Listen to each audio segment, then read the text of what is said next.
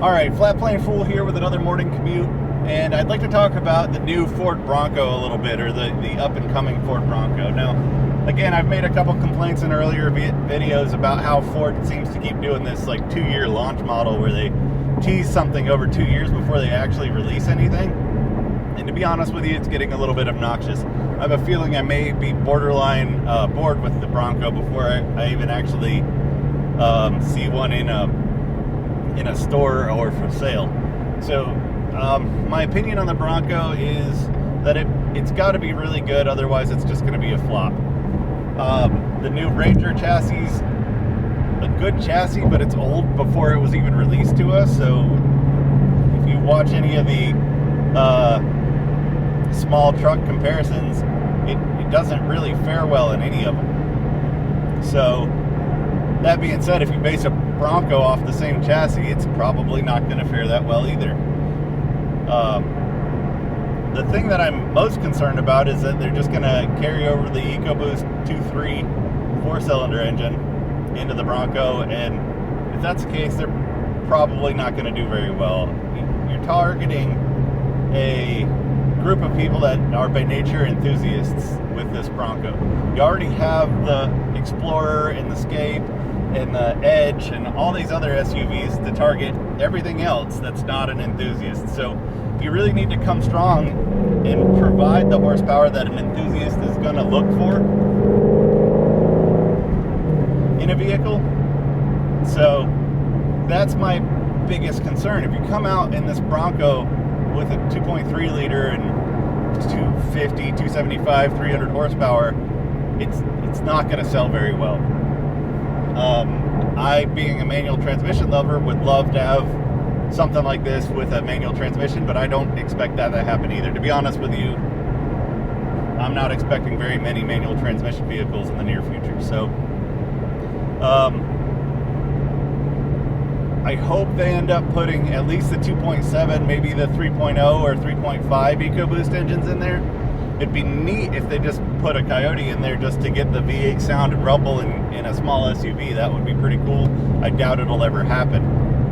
But I do think they need more than this baseline 300 horsepower. I think this thing's going to be on the heavy side, and that 2.3 liter with a tiny turbo is really not going to produce enough to get people excited. They're going to have to create some sort of Raptor edition. And in that regard, that I will love it if they do. And I hope, due to the fact that the early Broncos, for the most part, all had some sort of clamshell roofed option or some sort of almost convertible kind of setup, that I hope that continues through with the new Bronco. I think that for them to get any market sales, I think the Jeep market, the Wrangler market, is the only market that has any availability for competition in it, right? So Wranglers, especially the Fiat-owned Jeep Wranglers, are not necessarily known for reliability. So I think it would be, if you can create something that gives the same air of freedom and strength and fun that vehicle provides, I think that you don't being that this is a brand new vehicle, you're not going to come out of the gate with this reliability value right off the bat. So I think that all these EcoBoost engines will be considered more reliable than the Jeep engines that are on the market, and I think that they will be more reliable than the Jeep engines that are currently on the market. So I think you'll be able to take a good market share out of Jeep for that. But the other body-on-frame SUVs that are out on the market right now, mostly the Toyota 4Runner and the Lexus equivalent, I don't think you're going to be able to touch them as far as stealing sales for either reliability or basically I think their market's going to be pretty solid. So to go after them, you're going to have to do something. It's better not to go after them. It's better to attack the Jeep. mostly because there's probably 3 Jeep Wranglers on the road for every one of those, even combined, sold. So there's a lot more meat in that market to attack. I think you can go after the Jeep's reliability. I think you can beat the Jeep's ride quality. And while I do see the value in having dual solid axles in a Jeep, and I will always see the value of having dual solid axles in a Jeep, I can understand that there are people that would want a convertible SUV that rides a little bit better than the Jeep does. So that being said, I think that's the market you attack. I think you make a more reliable, more enthusiastic, I think it'd be the right term, version of a Jeep. You make it so the top comes off, or the doors come off, or at least it has a giant soft top, hopefully like removable panels. Small removable panels I think would be ideal, so that people don't have to find a place to park a massive hard top. They can just, remove the top panels or remove the door panels individually. I think that would be the way that I would go if I were an auto manufacturer trying to attack Jeep. And I would put more power in the thing. I personally think you should go after having a manual transmission as well, but I don't foresee that happening.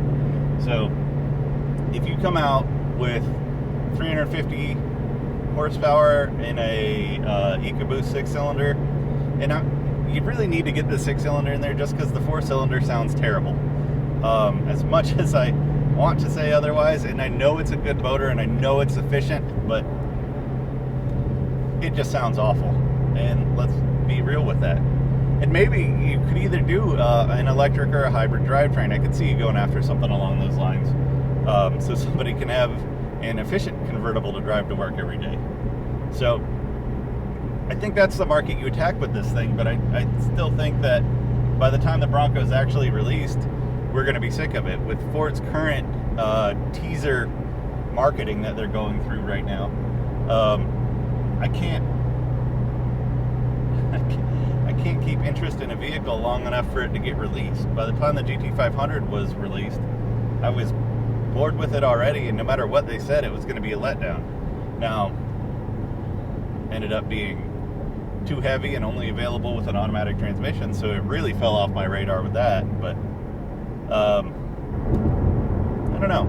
Anyway, these are kind of my thoughts on the Bronco. I just wanted to wrap that up. I think they got to really be picky with how they take that, and I think they need to attack the market from the right perspective. I think if they go after the traditional body-on-frame SUV, I think they're going to fail miserably.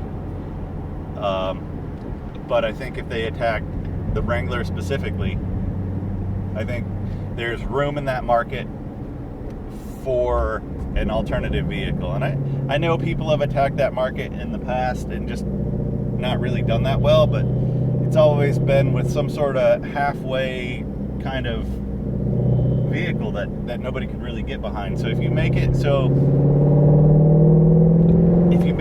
that it has more power than the Jeep, and you make it so there's a Raptor edition, then I think you'll be good. Again, I envy the Raptors every time I take my Rubicon out on the beach, and I just see this big old truck floating across the beach, and I'm sitting there getting the snot kicked out of me. Now, I've never been stuck. I've never had any kind of issues like that, but I do get tired of just the bone-jarring rattling going across the beach. So anyway, that's where I got, and I hope you guys have a good day, and I'll talk to you later. Bye.